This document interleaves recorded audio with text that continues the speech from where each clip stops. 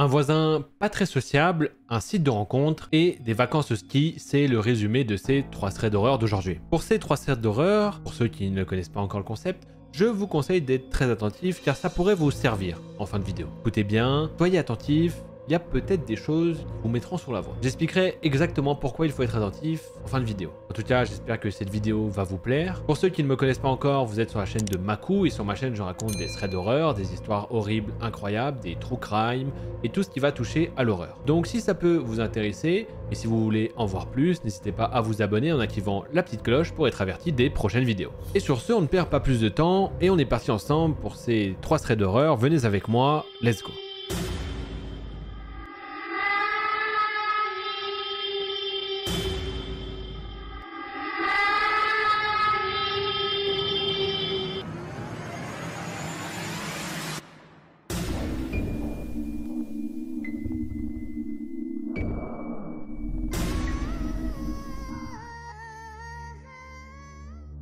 La première histoire, c'est celle de Florian. Il nous explique qu'elle s'est passée alors qu'il avait 15 ans. Un soir, alors qu'il a beaucoup joué aux jeux vidéo, il a fini par s'endormir. Mais quelques temps plus tard, il a été réveillé par quelqu'un qui frappait à la porte environ 23h30 du soir. Florian se réveille, il sort de son lit et il se dirige doucement vers la porte. Sauf qu'au bout d'un moment, son instinct lui dit « Mais attends, qui va frapper à cette heure-ci à la porte ?» Du coup, comme il avait commencé à descendre les escaliers, il les remonte et il attend voir si on frappe à nouveau. 1 minute plus tard, cette fois-ci il ne frappe pas, mais quelqu'un sonne 2 fois. Ses parents sont aussi réveillés, ils ouvrent la porte, regardent Florian avec un air un peu interrogateur et tous les 3 attendent. Puis les coups à la porte reprennent. La mère de Florian sursaute et le père de Florian, quant à lui, a un regard plutôt de confusion et il décide d'aller voir qui peut bien frapper à cette heure-ci. Il regarde par le biais de la porte et il voit que c'est leur voisin. Le père de Florian ouvre de manière un peu hésitante et lui demande avec une voix toujours un peu hésitante « Vous avez besoin de quelque chose ?» La suite de ce que va entendre Florian, c'est simplement des cris et un pétage complet de la part de son voisin, affirmant que cette maison lui appartient et qu'ils doivent immédiatement quitter les lieux car c'est sa maison, sinon il les forcera à sortir. L'interrogation de son père a vite été remplacée par de l'agacement et il a finalement claqué la porte au voisin, fermé à clé et il a commencé à remonter les escaliers. Lorsqu'il était en train de remonter, les coups sont devenus de plus en plus forts. Et cette fois-ci, il ne donnait pas simplement des coups, le voisin essayait de défoncer la porte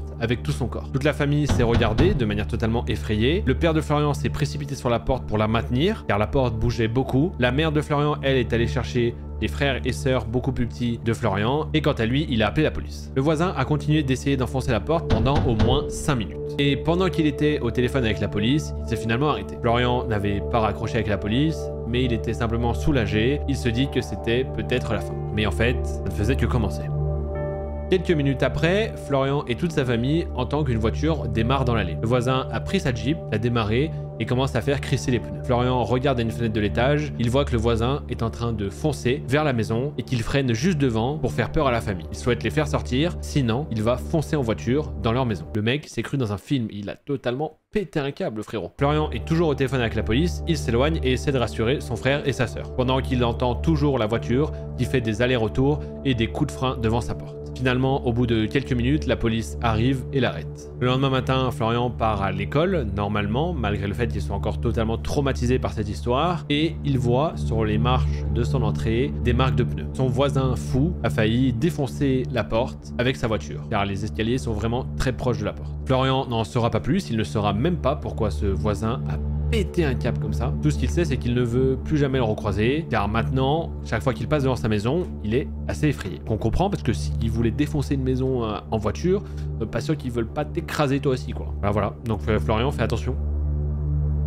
La prochaine histoire, c'est celle de Laurie. Laurie nous explique qu'elle a 22 ans au moment des faits et qu'elle va simplement voir un ami. En fait, cette amie, elle nous explique qu'elle l'a rencontré sur un site de rencontre de base, donc pour avoir une relation plutôt au-delà de l'amitié, on va dire. Sauf qu'en fait, rapidement, leur relation était devenue platonique et ils se sont juste envoyés des messages, etc. Ils se voyaient pas trop souvent et tout, bref. Mais ils sont quand même devenus assez proches, ils échangeaient pas mal de messages, etc. Donc Laurie explique qu'elle lui faisait entièrement confiance. Il n'y avait jamais eu de trucs chelous avec ce mec ou quoi que ce soit, bref, tout s'était toujours très bien passé. Donc ce jour-là, elle va revoir ce mec, ils se donnent rendez-vous dans une gare routière et ensuite ils vont ensemble sur une colline juste derrière la gare un peu dans la forêt, etc. pour se poser et parler, rattraper un peu toutes les histoires qui se sont passées dans leur vie, car ils ne se sont pas parlé depuis un petit moment. Ils se sont posés, ont commencé à fumer, pas que de la cigarette, hein, voilà. Et Laurie rajoute encore qu'elle avait aucun doute sur lui, qu'elle ne s'est jamais méfiée de lui, etc. Elle explique que la rencontre s'est très bien passée, et elle explique aussi qu'elle avait commencé à fumer ce genre de substance que quelques mois auparavant, donc elle était encore assez novice. Lui en avait ramené exprès, il lui avait prévu carrément un morceau entier, mais Laurie n'en a fumé que environ la moitié. Pendant ce temps, eux, ils ont parlé donc de leur vie, de leur travail, etc., de leurs relations, bref, tout plein de choses, et le rendez-vous se passait très très bien. Environ une demi-heure plus tard, Laurie commence à se sentir assez bizarre. Elle commence à se sentir assez légère dans son cerveau, mais en même temps, elle se sent anxieuse. Elle a eu d'un coup une sorte de sentiment anxiogène, et elle avait l'impression qu'elle devait vite rentrer chez elle. Quand elle lui a demandé si elle pouvait rentrer chez elle, il lui a proposé de la ramener à la maison. Elle a dit que non, qu'elle pouvait rentrer toute seule, mais il a insisté en disant « Ne t'inquiète pas, je vais te ramener à la maison, tu seras en sécurité avec moi. » Laurie insiste, elle dit « Non merci, je peux rentrer toute seule, il n'y a pas de problème. » Elle commence à marcher, et lorsqu'elle marche, elle se sent comme sur un nuage, et elle sent vraiment qu'elle n'est plus totalement maître d'elle-même. Elle dit qu'elle avait l'impression d'être étourdie, et elle voyait même un peu flou. Elle explique en plus qu'elle ne s'est jamais sentie comme ça auparavant, et que donc là, elle commence vraiment à paniquer. Lorsqu'ils ont fini de descendre la colline, ils sont arrivés à la gare routière. Là, Laurie était un peu soulagée parce qu'il y avait plein de monde et qu'elle s'est dit que s'il se passait quoi que ce soit, de toute façon, quelqu'un interviendrait. Bon, maintenant que c'est passé, Laurie, je peux te le dire, non, ce n'est pas parce que tu es dans une gare routière où il y a plein de monde que les gens vont intervenir. Il y a plein de cas comme ça où les gens se sont fait agresser devant des dizaines de personnes, les gens les enjambaient hein, carrément. Voilà, à l'avenir, fais attention à toi quand même s'il y a plein de monde autour. Hein. C'est un petit conseil. Au moment où Laurie est dans cette gare, elle sent un sentiment très anxiogène, vraiment très important, et elle commence à être vraiment effrayée par le mec avec qui elle est. Elle a une sorte de sentiment qui lui dit vraiment il faut que tu t'éloignes de lui le plus vite possible. Donc quand ils sont dans la gare, elle lui dit simplement bon bah c'est bon, tu peux y aller, moi je vais appeler mon taxi, il va venir me chercher là, etc. Sauf que au moment où elle lui dit ça, le mec change totalement de ton et commence à s'énerver. Il lui dit non, maintenant tu arrêtes, je vais te ramener à la maison. Et il commence à lui attraper la veste. Laurie tire dans l'autre sens en lui disant non, mais finalement il la tire plus fort et elle se retrouve contre lui. Lui la prend dans ses bras, la tient très fort et lui dit dans l'oreille en chuchotant tu n'as pas besoin d'avoir peur de moi. Laurie continue à refuser, elle se dégage de lui, elle a appelé le taxi donc elle l'attend et elle essaie de le temporiser en lui disant non, mais lui continue à insister et à essayer d'être de plus en plus imposant physiquement avec elle. Finalement, elle arrive à tenir jusqu'à ce que le taxi arrive, c'est une dame qui comprend rapidement la situation et qui dit au mec c'est bon, je vais m'occuper d'elle maintenant, tu peux partir, c'est bon. De ce qu'elle se souvient, lui la regarde avec un air vraiment effrayant, mais elle est soulagée qu'un taxi soit venu la chercher. Il a fini par partir, elle est montée dans le taxi l'a ramenée chez elle, elle lui a donné de l'argent et lorsqu'elle est sortie de la voiture, elle n'avait qu'une envie, c'était de rejoindre son lit, car c'était le seul endroit, elle explique, où elle se sentirait à l'aise. Ce soir-là, elle explique qu'elle s'est couchée dans son lit durant 5 heures en regardant le plafond. Elle s'est même pas rendue compte de ce qui s'est passé, elle se souvient même pas avoir pensé à quoi que ce soit, elle sait même pas si sa mère est rentrée un moment dans sa chambre pour une quelconque raison. Elle se souvient juste d'être restée là, allongée, jusqu'à que la paranoïa et l'angoisse disparaissent. Juste après ça, elle se souvient aussi avoir regardé son téléphone. Elle avait 32 appels manqués de la part du mec, 10 messages vocaux et plus de 50 SMS. Les messages étaient tous bizarres. Jusque-là, on pouvait penser que peut-être comme elle avait pris de la drogue, elle était devenue paranoïaque, etc. et que c'était ça qui l'a rendu paranoïaque, mais qu'en fait le mec était très gentil. Mais parmi les messages, alors il y en avait 20 où il demandait où elle était et s'il était bien rentré à la maison, ce qui pourrait être très gentil de sa part. Sauf que dans l'un des messages vocaux, il lui a raconté avec la voix la plus terrifiante qu'il a jamais entendue, un fantasme qu'il a eu avec elle et qu'il voulait en fait la ramener chez lui en la droguant pour l'attacher. Il voulait lui bander les yeux et qu'elle se soumette à lui. À ce moment-là, Laurie, elle panique, elle le bloque et avant de le bloquer, elle lui envoie un message en lui disant que si il reprend contact avec elle, elle appellera la police. Laurie explique que par la suite, elle a parlé de cette histoire à des amis à elle qui fument aussi beaucoup et lui ont expliqué que fumer juste ce que vous imaginez là, c'est pas censé faire ces effets-là en fait. Et que sûrement, il lui a donné autre chose qui ressemble dans un but de la droguer et d'assouvir son fantasme. Donc peut-être que ce qu'elle a fumé l'a rendu encore plus paranoïaque, mais c'est aussi peut-être qu'il lui a sauvé la vie, ou en tout cas, ce qu'il a sauvé d'une très très mauvaise expérience.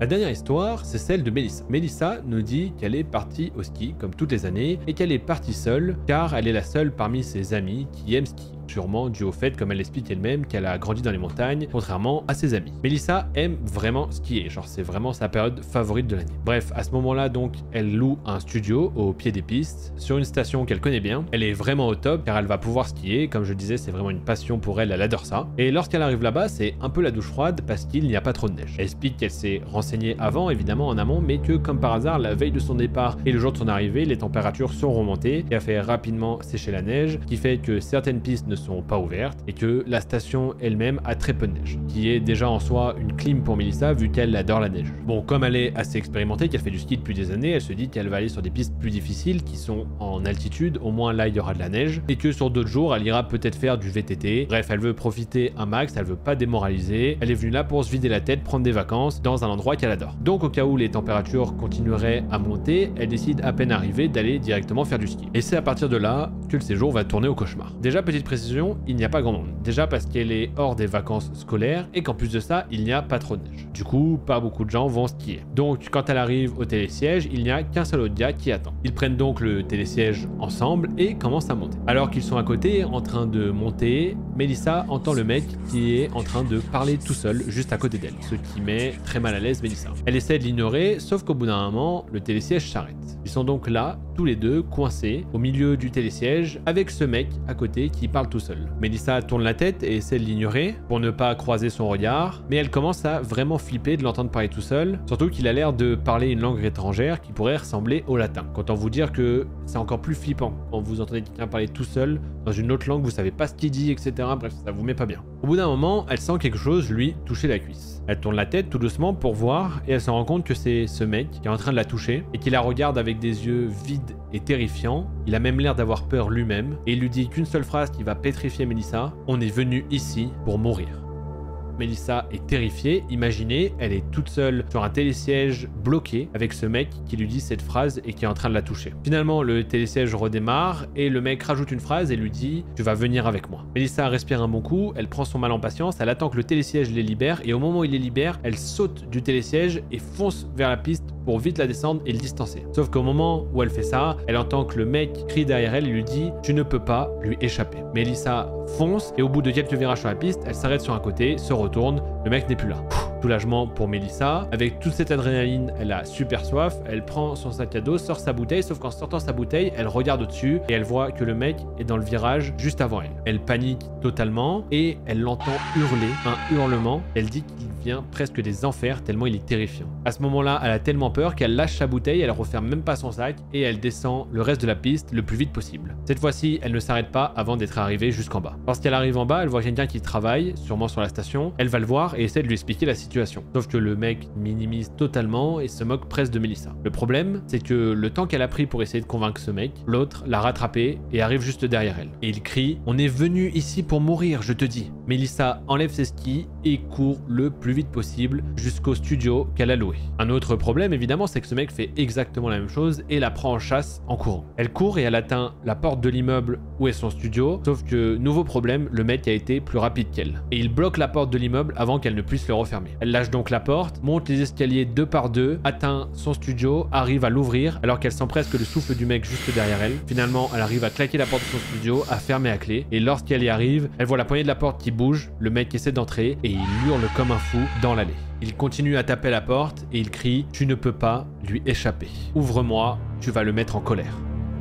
Melissa prend plusieurs secondes pour se ressaisir et finalement, elle appelle la police. Par chance, il y a un commissariat sur la station, donc la police arrive très vite. Mais pendant tout ce temps, l'homme n'a pas arrêté d'hurler. Lorsque la police arrive, Melissa entend une altercation assez violente et une dernière phrase « Laissez-moi, je dois l'emmener avec moi ». Puis quelqu'un frappe à la porte. Elle regarde pas l'œillet, c'est un policier, elle lui ouvre et lui dit que la situation est réglée et qu'ils l'appelleront pour la tenir au courant. Melissa se pose, peut souffler un peu et elle ne va plus sortir du studio jusqu'au lendemain. Le lendemain, elle reçoit un appel de la police qui lui demande de venir au commissariat. Et lorsqu'elle arrive là-bas, on lui explique tout. C'est en fait un mec évadé d'un asile de la ville juste en dessous de la station. Il avait agressé une personne, il était déjà recherché pour ça, il avait volé son argent et c'est comme ça qu'il avait pu se louer des skis et il avait prévu de se suicider en haut de la montagne au nom du diable d'après ses dires. Et il aurait raconté que lorsqu'il était à côté de Melissa dans le télésiège, il a senti que le diable lui demandait de la prendre avec lui. Il voulait donc se donner la mort, mais aussi donner la mort à Melissa.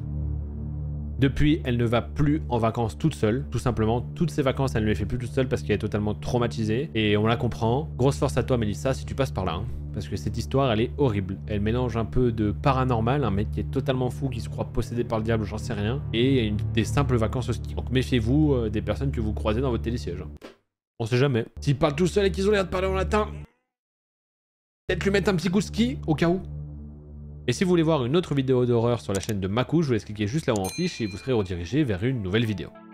Ces 3 histoires étaient incroyables, mais la vidéo n'est pas terminée, évidemment. Puisque, si je vous ai demandé au départ d'être attentif, ce n'était pas pour rien. Eh bien, puisque dans ces 3 threads d'horreur, il y a un faux thread d'horreur. Pourquoi faux? Parce que c'est moi qui l'ai inventé. Et quel est le but de la vidéo? C'est que vous deviniez lequel est faux. Et pour ça, il vous suffit d'aller dans l'onglet communauté de la chaîne et de cliquer sur l'histoire qui, selon vous, est la fausse. Si j'oublie pas de mettre le sondage, comme d'habitude. Mais normalement, c'est bon, je vais essayer de m'y prendre un peu plus à l'avance.